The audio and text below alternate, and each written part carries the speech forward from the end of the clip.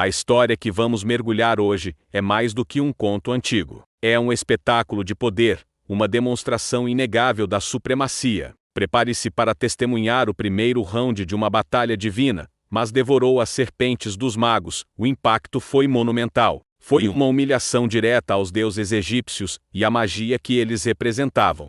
O emblema do poder do faraó, a própria serpente, foi não apenas superado, mas literalmente engolido. Que outros deuses você acha que ainda disputam espaço em nossas vidas hoje? Deixe sua opinião nos comentários e não se esqueça de se inscrever no canal para mais conteúdos como este. E mais impactante ainda, Moisés e Arão, representantes do Deus vivo, seguraram a serpente em suas mãos. Como lemos em Êxodo capítulo 7, versículos 12 e 15. Esse gesto, essa apropriação do símbolo egípcio, demonstrava de forma inegável a supremacia do Deus de Israel. Ele não apenas derrotou os deuses egípcios, mas os dominou. O poder e a soberania de Deus foram revelados de maneira avassaladora, deixando claro que Moisés, agindo em nome do Senhor, possuía uma autoridade e um poder muito maiores do que o próprio faraó, que se considerava um deus. A mensagem era cristalina: o Deus de Israel é o único e verdadeiro Deus, onde o Deus dos hebreus desafia os poderosos deuses do Egito. Os antigos egípcios adoravam um deus serpente chamado Nebcal, cujo nome significava aquele que controla os espíritos.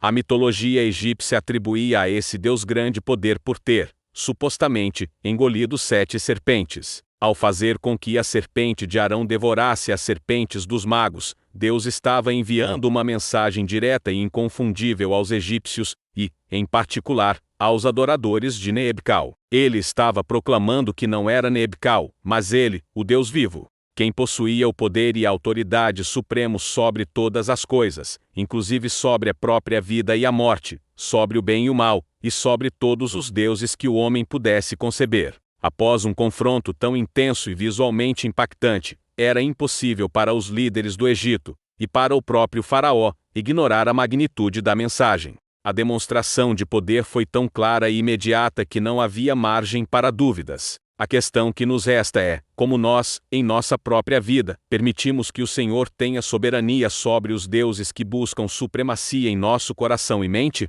Quais são os ídolos modernos que, talvez sem percebermos, competem pela nossa atenção, lealdade e fé? E como podemos entregar a eles o devido lugar, reconhecendo que há apenas um Deus verdadeiro? Êxodo capítulo 7, versículos 8 a 15 nos apresenta a cena. Imagine a corte do faraó, repleta de sacerdotes e magos, todos imbuídos de sua própria fé e poder. Moisés e Arão chegam, não como suplicantes, mas como arautos de uma autoridade maior. Arão lança sua vara ao chão, e ela se transforma em uma serpente. Um truque de magia? Os magos egípcios, cheios de confiança em seus próprios deuses e rituais, também lançam suas varas, e elas também se transformam em serpentes. Por um breve instante, a ilusão de um empate paira no ar. Mas então, a serpente de Arão, com um movimento rápido e decisivo, devora as serpentes dos magos egípcios. Esse não é apenas um truque de salão, é uma declaração.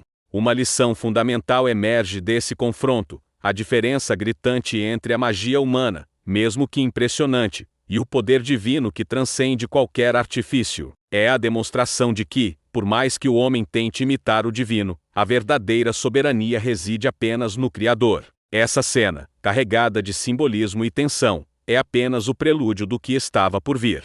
Mas já estabelece um princípio inabalável: Deus está acima de tudo. Avançando na narrativa, o texto bíblico nos revela a profundidade dessa contenda. Não era uma simples disputa política ou um conflito territorial, era uma guerra espiritual. O Senhor não estava lutando contra o povo egípcio em si, mas contra suas divindades, seus ídolos, os mais de 1.500 deuses e deusas que dominavam a fé e a cultura do Egito. O faraó, em sua megalomania, se considerava um desses deuses, um ser divino na terra. Mas o Deus de Israel tinha um veredito claro: executarei juízo sobre todos os deuses do Egito. Eu sou o Senhor, como lemos em Êxodo capítulo 12, versículo 12. E essa verdade é reforçada em Números capítulo 33, versículo 4, quando a jornada de Israel é recontada. Contra os deuses o Senhor executou juízos. Um exemplo contundente desse juízo é precisamente o milagre da vara que se transformou em serpente.